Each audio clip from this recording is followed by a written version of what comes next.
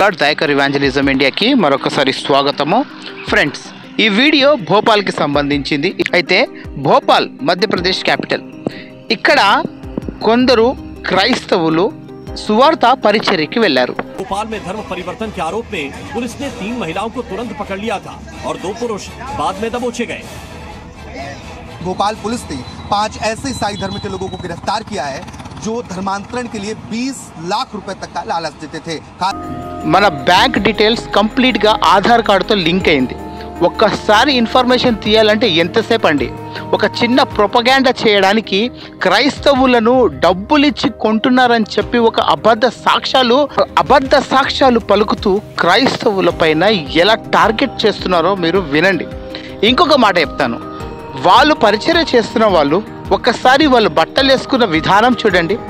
పాపము నార్మల్ బట్టలు వేసుకున్నారండి. వాళ్ళు వైట్ షర్టు ప్యాంటు ఏదో కామన్గా కొడితే ఒక 2000 3000 కన్నా ఎక్కువ ఉండదేమో. అలాంటి వాళ్ళు 25 లక్షల రూపాయలు ఇస్తారా?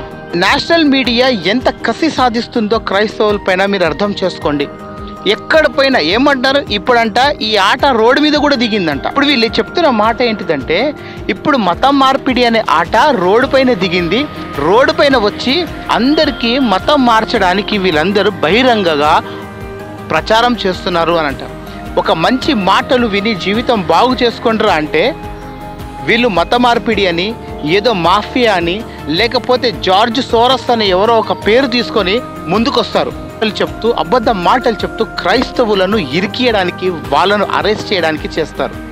దీని తర్వాత అక్కడ ఉన్న పోలీస్ మీడియాలో ఒక స్టేట్మెంట్ ఇచ్చాడు.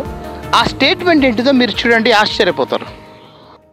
एक चर्च है जहाँ पर कि ये सारे लोग उसी चर्च से जुड़े हुए थे, तो वहाँ से अब ये उनका एलिगेशन था। हालांकि उनके पास में ऐसे कुछ पैसे तो हमको नहीं बरामद हुए थे ना, इसके पैसे उनके पास से प्रचार के समय मिले थे, सिर्फ दस्तावेज मिले थे और वहाँ से संस्था से ये सभी जुड़े हुए हैं, तो संस्था के विषय में भी जानकारी हम प्राप्त कर रहे हैं।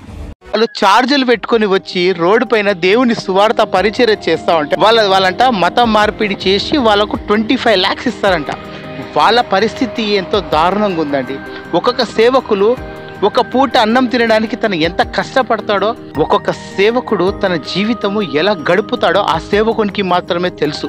ఒక క్రైస్తవ జీవితము ఎలా జీవించాలో అనేది క్రైస్తవుడికి మాత్రమే తెలుసు. విచ్చలవిడిగా తాగుబోత్తనము, అల్లర్లకు, సిగరెట్లు, గుట్కలు తిని అవారాలాగా ఏ క్రైస్తవుడు బ్రతకడు.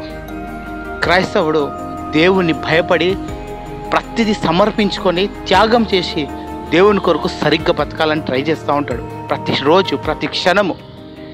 ఫ్రెండ్స్, మీరేమంటారో మాకు కామెంట్స్ ద్వారా తెలియజేయండి. God bless you all. Have a great day.